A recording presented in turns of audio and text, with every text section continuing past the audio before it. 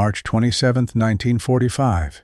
Eastern Germany, a clearing in forest 11 kilometers west of the Oder River. 14 German soldiers knelt in a single line, hands behind their heads.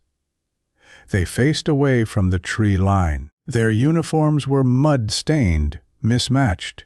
Several wore civilian jackets over Wehrmacht trousers. None had helmets. Their weapons lay in a pile 30 meters behind them. 10 American soldiers stood in formation 15 meters behind the kneeling men, rifles raised, already aimed. AM-1 Garands, loaded, safeties off. Lieutenant Paul Hendricks stood to the side of the formation, slightly forward. His right hand rested near his holster. His left hung at his side, relaxed. He faced the line of prisoners, but his eyes were not focused on them. Behind the Americans, Sergeant Otto Kraus watched Hendricks. The rest of the squad watched the prisoners. No one spoke. The forest was silent except for wind moving through pine branches. The formation had been set for 2 minutes. Standard positioning, proper distance, clear field of fire. Hendricks's jaw moved slightly, as if forming words. No sound emerged. The men standing with rifles waited. 3rd Squad, Easy Company, had captured the 14 Germans at 1340 hours during a sweep through forest territory recently abandoned by retreating Wehrmacht units. The Germans had been discovered in a farmhouse basement, unarmed, attempting to hide. No resistance was offered. They surrendered immediately. The prisoners were a mixed group. Ages range from approximately 17 to mid-50s. Unit insignia were absent or removed. 2 wore Volkssturm armbands. 3 appeared to be regular Wehrmacht. The rest were unidentifiable, possibly stragglers, deserters, or conscripts separated from parent units. During initial questioning, none could provide coherent unit information. Most claimed they had been ordered to withdraw, but lost contact with their companies. 2 stated they were from a fortress battalion that had dissolved 3 days prior. The oldest said he was Volkssturm, a teacher from KU Strin, mobilized 2 weeks ago. Lieutenant Hendricks had radioed company headquarters at 1355 hours, requesting instructions for prisoner transfer. Response came at $421. No transport available, no holding facilities in the sector. Continue mission eastward. The radio operator added, off record, that battalion was not processing prisoners today due to logistical overload. Standard procedure in such circumstances was documented in field manuals but varied in application. Prisoners who could not be secured or transported presented operational complications. They could not be released. They could not be left unguarded. Taking them forward into active operations was not practical. The unspoken alternative was known to every combat officer in the final months of the European theater, though never formally authorized. Hendricks had ordered the prisoners moved to the clearing at 1420 hours. His squad understood without explanation what the clearing meant. Every man in 3rd Squad had received basic training on prisoner handling. Doctrine was clear. Enemy combatants who surrendered were to be disarmed, searched, and transferred to rear echelon military police for processing. Treatment would be humane, consistent with Geneva Convention standards. Reality in the field had diverged from doctrine significantly by March 1945. The pace of advance, the collapse of German resistance, and the overwhelming numbers of surrendering troops had broken the prisoner processing system. Divisions moved faster than support infrastructure could follow. Rear areas were chaotic. Transfer protocols existed on paper, but failed in practice. Officers and NCOs learned alternate procedures through informal channels. Some units detailed men to escort prisoners rearward, accepting the temporary loss of combat strength. Others left prisoners in secured areas with minimal guard, gambling on their passivity. Others chose different solutions. Hendricks had been with easy company since December. He had processed prisoners 4 times without incident. All cases where transport was available or positions were static enough to allow temporary holding. This was his first situation where neither option existed. The men in the firing line had participated in similar formations twice before, both times under different officers in different companies prior to transfer into easy. In one case, the formation had dissolved after 20 minutes, when a supply truck arrived and offered transport. In the other case, it had not dissolved. Private First Class DiNardo, positioned left end of the line, had been present at the second incident. He knew how this could end. His finger rested alongside the trigger guard, not on the trigger. Not yet. Corporal Masick, center position, had never fired at an unarmed man. He had killed in combat 7 times. All enemy soldiers actively engaged in fighting. This was different. He understood the reasoning. Operational security. No guards available. Can't release them. Can't take them forward. He understood, but his hands were unsteady. The prisoners knelt without movement. One in the middle trembled visibly. Another stared at the ground. The oldest, the Volkssturm teacher, kept his head level, eyes forward toward the trees. The squad waited for the order they knew would come. Hendricks opened his mouth. He said nothing. His right hand moved toward his holster. Fingers touched the flap. The hand stopped. Sergeant Cross stood 3 meters behind him. Cross's Thompson submachine gun hung on its sling, barrel pointed down. His hands were not on it. Hendricks closed his mouth. His breathing was controlled but deliberate. The prisoner line remained motionless, kneeling, waiting. DiNardo's rifle stayed shouldered, aimed, his eye behind the sight, his breathing shallow. Hendricks took 1 step forward, then stopped. 10 rifles tracked slight movements in the prisoner line. A shifted knee, a lowered head, but no threat presented itself. 30 seconds passed. Hendricks's hand fell away from the holster. Both arms hung at his sides now. Cross watched him. Said nothing. The wind moved through the trees. A branch cracked somewhere distant. Hendricks did not turn toward his squad. He did not look at Cross. His gaze remained fixed on the backs of 14 kneeling men.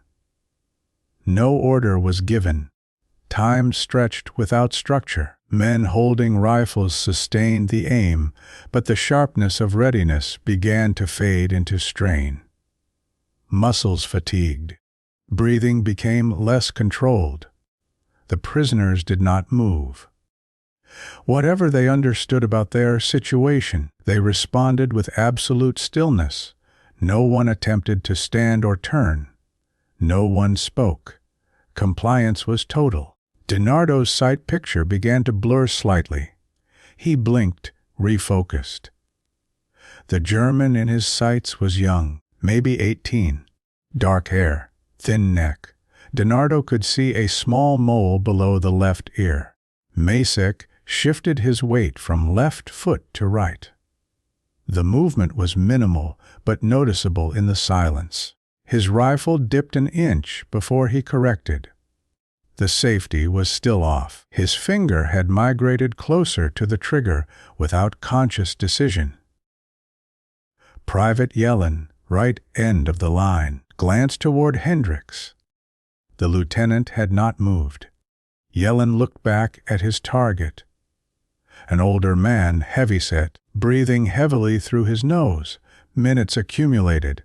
2, then 3. The formation held, but its purpose became unclear. Were they waiting for something?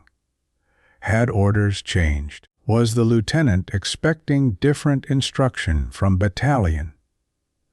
Cross finally took one step toward Hendricks. He stopped within speaking distance, but did not speak immediately. He waited for Hendricks to acknowledge him. Hendricks did not acknowledge him. Cross spoke quietly. "Lieutenant."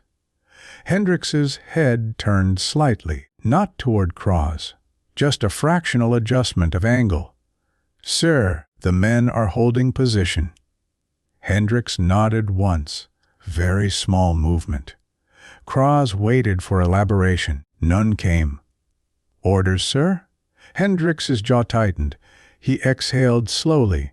"Maintain position," he said, voice low, flat. Cross did not question this. He stepped back to his previous position. The squad remained in formation. 4 minutes became 5. Hendricks had been in ROTC lieutenant, commissioned in 1943, assigned to infantry replacement after 3 months of additional training. He had studied military law, including sections on prisoner treatment and lawful orders. He understood what was prohibited explicitly and what existed in operational gray areas. The formation he had ordered was not prohibited explicitly. The outcome that might follow was prohibited, but the formation itself could be justified as security procedure during prisoner assessment. But Hendricks knew the formation's purpose. Everyone present knew. The clearing, the positioning, the specific distance. These were not random choices. He had walked the prisoners here intending to resolve the problem. 14 men could not be guarded, could not be transported, could not be released. The logic was clean and the precedent existed, though undocumented. But standing in position, watching the backs of their heads, Hendricks encountered something he had not anticipated: specificity. These were not abstract prisoners. They were 14 individual men, each with particular physical characteristics. One had a bandage on his left hand. Another's boot sole was separating from the leather. The Volkssturm teacher's hair was graying at the temples. Hendricks thought about the operational justification. These men, if released, might rejoin fighting units. They might report American positions, might gather intelligence. The argument held logical structure, but he also recognized they were remnants. The war was ending. Soviet forces were kilometers to the east. American forces held overwhelming advantage. These 14 represented no meaningful tactical threat, whether secured or not. More than tactical assessment, Hendricks confronted a simpler recognition. He did not want to give the order, not for ethical abstraction or moral principle, simply that the action felt wrong in a way he could not articulate but could not ignore. He had been trained to make difficult decisions. He understood command responsibility, but responsibility included choosing not to act when action served no essential purpose. The prisoners could be left here. They would likely surrender again to the next Allied unit, or disperse into civilian population, or attempt to reach German lines. Any of those outcomes was acceptable. None required him to order this. Hendricks decided, without announcing it, that he would not give the order. At 14:38 hours, Hendricks turned to face his squad. He spoke clearly, voice carrying to all positions. "Lower weapons. Stand down." The rifles came down immediately. Relief was visible in several faces, though no one spoke. DiNardo engaged his safety with audible click. Macek exhaled fully for the first time in minutes. Hendricks looked at Cross. Detailed 2 men. "Take the prisoners back to the farmhouse basement. Secure the door. We continue east." Cross nodded.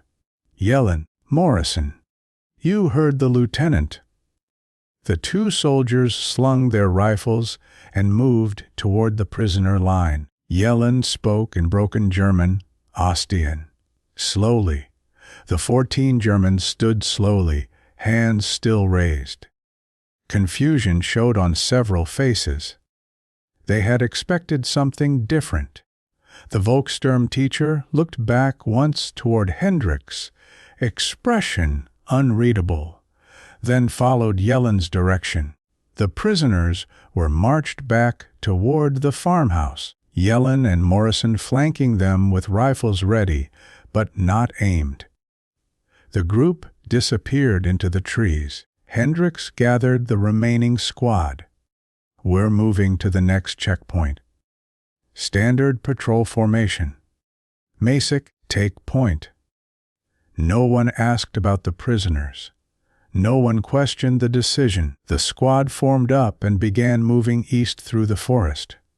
By 1450 hours, they were 400 meters from the clearing. The mission continued. That evening, Hendricks made no entry in his patrol log regarding prisoners. His report to company headquarters listed the afternoon's activity as sector sweep. No significant contact. The farmhouse was overrun by Soviet forces 2 days later. Whether the prisoners were still in the basement, or had escaped, or been found by other units, was never determined. No official record exists of the 14 prisoners captured on March 27, 1945. Easy Company's daily logs mention a farmhouse search, but do not list prisoners taken. Battalion processing records contain no entries for that date from Easy Company's sector. Lieutenant Hendricks filed no prisoner transfer paperwork because no transfer occurred. The absence of documentation was itself unremarkable. In the chaos of final operations, many captures went unrecorded. Sergeant Cross's personal notebook, kept sporadically throughout his service, contains no mention of the incident. His entries for late March focus on weather conditions and equipment shortages. None of the enlisted men wrote about it in letters home. DiNardo's correspondence from that period discusses mail delays and rumors about occupation duty. Macek wrote about boredom during rest periods. Yellen mentioned forest patrols, but no specifics. In post-war years, one veteran of 3rd Squad was interviewed for a university oral history project. He discussed combat actions, memorable officers, and general conditions of service. When asked about prisoner handling, he said it was by the book, and moved to another topic. German records from the final weeks of war are fragmentary. The Fortress Battalion mentioned by some prisoners had been disbanded. No roster survived. Volkssturm units kept minimal documentation. The identities of the 14 men were never established in any archive. The farmhouse was destroyed during Soviet artillery bombardment in April 1945. Post-war reconstruction altered the landscape. The clearing in the forest cannot be located with certainty today. What did not happen left no evidence requiring explanation. Hendricks remained with Easy Company through the end of combat operations. He was discharged in October 1945 with the rank of 1st lieutenant.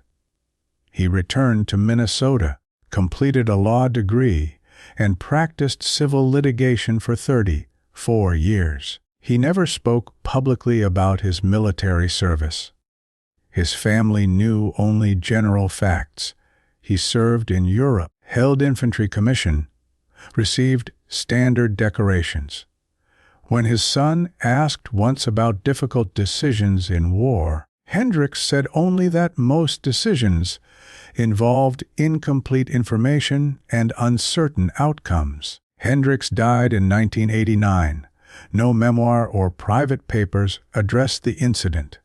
Sergeant Cross stayed in the Army, served in Korea, retired as a sergeant major in 1967. He taught JROTC at a high school in Arizona until 1980. In those classes, he emphasized discipline and following orders, but also noted that leadership included knowing when standard procedure did not fit circumstances. He never elaborated with specific examples. Donardo worked in construction after the war, married, raised 4 children in New Jersey. He attended one Easy Company reunion in 1978, but found conversation difficult. His memories did not match the stories others told. He did not attend again. Masick became a machinist in Ohio. He died in a traffic accident in 1956. His widow found no war journals among his belongings.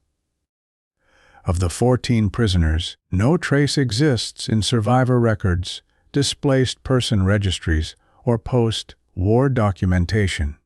Whether they survived the Soviet advance, returned to civilian life, or were casualties in the war's final days is unknown. By 2000, all members of 3rd Squad were deceased. No collective memory remained. A firing line that does not fire leaves no shell casings on the ground. No impacts. No evidence of the violence that was prepared but withheld. It generates no casualty report, no investigation, no notation in any operational record. Prisoners who were not processed and were not killed simply vanish from documentation. Their fate becomes one of thousands of small uncertainties in the final chaos of war. On March 27, 1945, 10 American soldiers stood with loaded rifles aimed at 14 kneeling men. The formation was precise. The procedure was understood. The expectation was clear. One officer stood silent for 5 minutes, then gave a different order. 14 men walked back into a farmhouse basement. 3rd Squad continued their patrol. The war moved toward conclusion. No one was saved in any dramatic sense, because the threat was not external. It was structural, procedural, the momentum of circumstance. No one was killed because one person chose not to initiate the sequence that training and context suggested. Years later, no historian would note this absence. The incident could not be studied because it left no record. The men involved did not discuss it, perhaps because there was nothing to discuss. Nothing happened. But in a forest clearing in eastern Germany, for several minutes in late March 1945, violence waited to be activated. All conditions were present, all permissions granted by circumstance and operational necessity. And then one person let the moment pass. The formation dissolved. The squad moved east. The clearing returned to silence. History recorded nothing, because nothing occurred. Only stillness remained where action had been prepared, and that stillness carried no weight in any report, any memory, any accounting of what the war had been.